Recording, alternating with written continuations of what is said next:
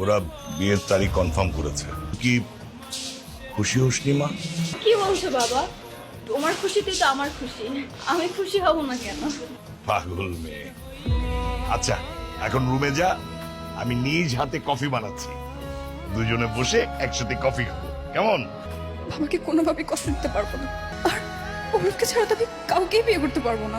তার চেয়ে ভালো আমি মরে যাই। তোমার সাথে কথা বলার আমার কোনো ইচ্ছে নেই। তোমার এই চেহারা আমি আর কোনোদিন দেখতে চাই না।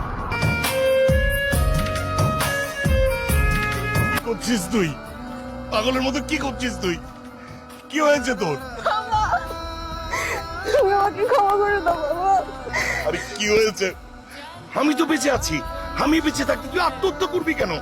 বলতো আমাকে, খুলে বলতো কি হয়েছে? বাবা, আমার একটা সামান্য ভুলের জন্য একটা নির্দোষ ছেলেকে তোমার কাছে এতটা খারাপ বানিয়েছি।